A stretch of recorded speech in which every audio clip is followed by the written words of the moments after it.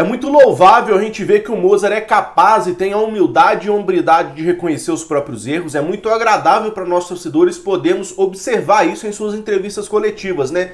Contextualizando, quando ele disse que errou quando tirou o Marcinho do time, quando ele era a cabeça pensante, quando o ataque do Cruzeiro é inoperante, passa por ele saber extrair o melhor de cada jogador, posicioná-los dentro de campo. Então isso eu vejo como um ponto muito positivo. Mas, cara, o que o Mozart vem fazendo para reverter essa situação? Não adianta nada ele ter esse discernimento e essa consciência que ele precisa melhorar no seu trabalho, mas na prática ele não fazer nada em prol disso.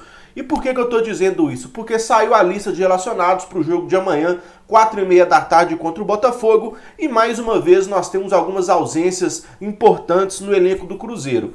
Não são jogadores que no atual momento vêm tendo o seu melhor momento com a camisa do Cruzeiro, mas são jogadores que são ativos importantes do Cruzeiro e que poderiam sim, daqui a pouco, voltar a recuperar o seu melhor futebol, e outros até que, na minha opinião, vinham bem, como é o caso do zagueiro Paulo e o injustiçado Marco Antônio, que por algum motivo, cara, não joga no Cruzeiro, não tem chance, e é impressionante o que acontece. Ah, mas o Marco Antônio talvez não seja tudo isso. Pois é, o Lucas Ventura aí entrou nas duas últimas partidas e deu conta do recado. Não foram partidas brilhantes, mas foram muito superiores a partidas de outros volantes que já são renomados no Cruzeiro e que vinham entregando a paçoca. Ou dá pra falar que o Lucas Ventura tá pior que Jadson Soreia, que Ariel Cabral? Não dá, né? Então é um cara que ficou treinando por muito tempo sem a gente saber o que se passava e hoje tá aí mostrando o seu valor. Então por que com o Marco Antônio não pode ser o mesmo? Será que todo mundo já não tá farto, cansado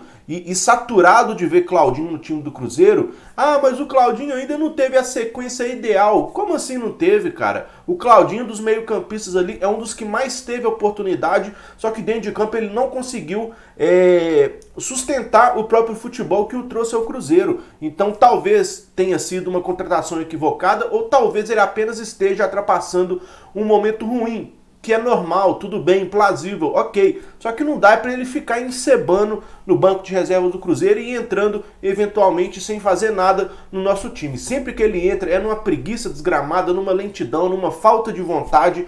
Então se a gente já tá careca de saber se o Claudinho não vai fazer nada pelo Cruzeiro, por que não relaciona o Marco Antônio, cara?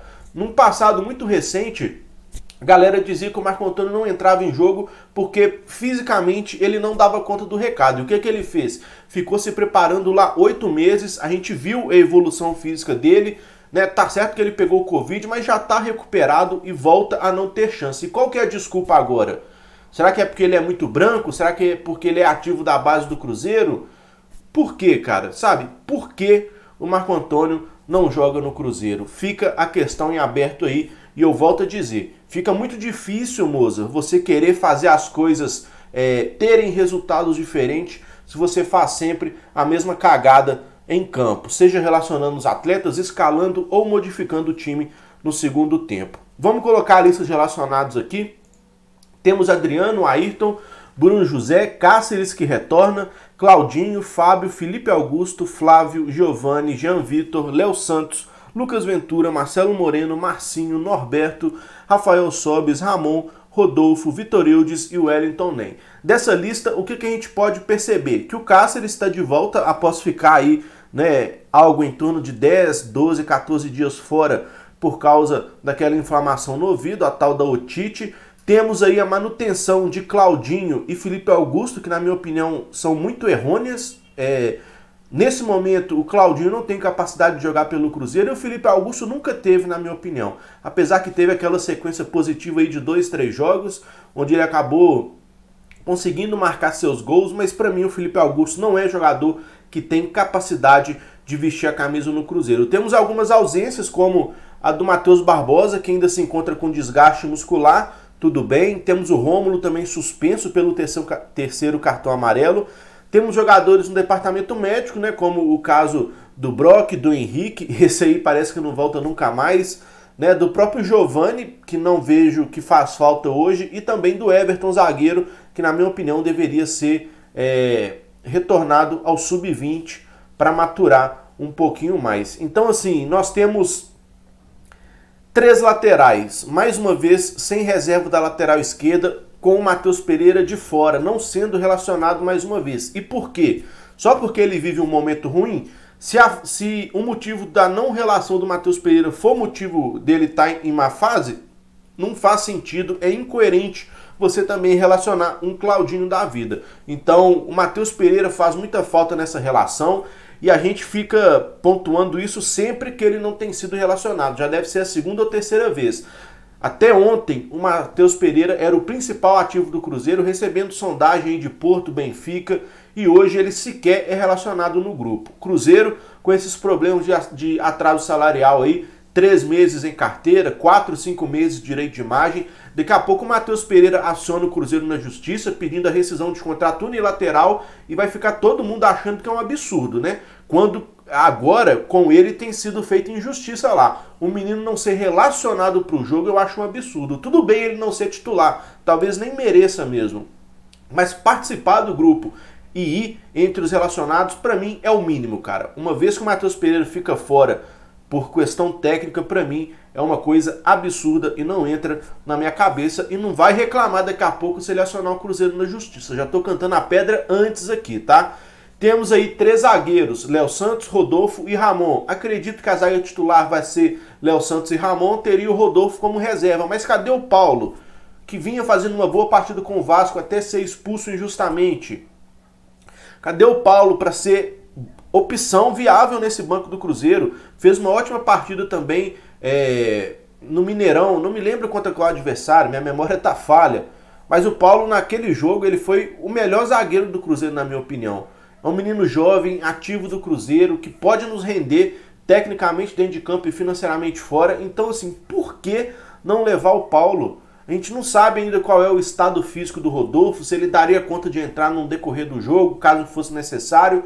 Então, assim, é normal você ter 2 zagueiros reservas no seu time. Normal, e mais do que normal, quando o seu treinador às vezes é meio doido da cabeça e usa 3 como titulares. E aí, cadê o zagueiro reserva? Será que ele pretende improvisar Cáceres? Será que ele pretende improvisar Marcelo Moreno de zagueiro? Eu já não estou duvidando de mais nada disso. Então, cadê o lateral esquerdo reserva, que é o Matheus Pereira? Cadê o Paulo para ser opção na zaga? É um absurdo, cara. Não dá para entender essa ausência desses nomes no elenco do Cruzeiro. Lá na frente, o Bissoli, mais uma vez, não vai a jogo. Aparentemente, ele não faz parte dos planos do Moza, e para mim tá tudo de boa, não vejo como nenhum grande absurdo. Acho que o titular do Cruzeiro por ali deve ser o Marcelo Moreno. Eu, pelo menos, gostaria de dar uma sequência a ele, e até poderia ser o Bissoli o seu reserva imediato, até porque o Sobis não vem bem. O próprio Thiago, né, eu ainda espero coisa dele, mas realmente não vive um bom momento. Então, assim, mais uma lista de relacionados do Cruzeiro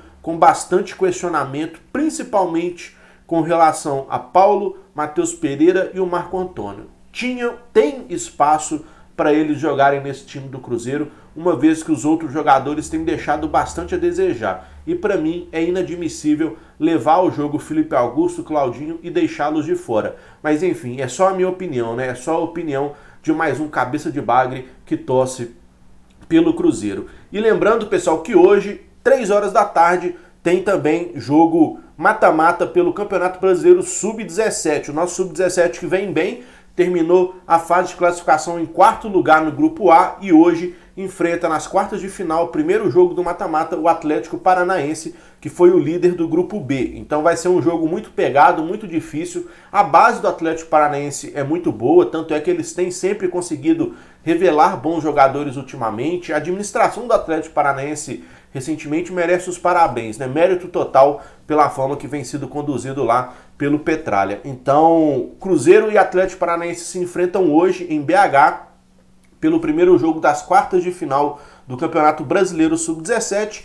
Nosso time tem alguns nomes que vêm tendo bastante destaque, cara, como o mais conhecido, acredito que seja o Vitor Roque, que muita gente já até o pede no time principal do Cruzeiro, mas eu acho um tanto quanto precoce nesse momento, para não queimar o menino, para não pular etapas, como foi feito com o Everton, com o Stênio. Então deixa ele lá, continuando a dar prosseguimento ao seu bom futebol, boas partidas. Aos poucos ele vai evoluindo e daqui um ano e meio, 2, ele com certeza vai figurar entre o elenco principal do Cruzeiro. Tem outros nomes interessantes também. O próprio goleiro Otávio vem fazendo boas partidas, boas defesas. Tem também os meio-campistas ali, Matheus Xavier, que é um segundo volante de bastante qualidade, visão de jogo, chute de fora da área. Tem o Japa, camisa 10, que pra mim, ao lado do Vitor Roque, talvez seja os dois melhores jogadores desse elenco. Próprio lateral esquerdo, Nakamura, muito bom jogador também. Tem o Joseph, que é um ponta-direita que tem uma habilidade e é muito ensaboado, mas ele acaba ficando fora de alguns jogos. Não sei se pela questão física, lesão, não sei o que acontece com o Joseph. A gente não tem tantas informações do Sub-17 assim, mas é um elenco, é um time que tem ótimos nomes e eu particularmente tenho gostado bastante de acompanhar. Essa partida vai ser transmitida pela Eleven Sports, que é o antigo Maicujo. Vou deixar o link na descrição para caso alguém queira acompanhar também, beleza? Então, listas relacionadas do Mozart com muitos pontos questionáveis, na minha opinião, para o jogo de amanhã contra o Botafogo. E logo mais às 15 horas, Cruzeiro e Atlético Paranaense pela primeira partida das quartas de finais do Brasileiro Sub-17, beleza? Lembrando que 8 horas tem live Passa Régua para a gente poder repercutir tudo o que aconteceu no dia do Cruzeiro e conto com a sua presença aqui mais uma vez às 8 horas da noite, beleza? Deixa o like para dar aquela moral, se inscreva e é isso, tamo junto, aquele abraço, é nóis!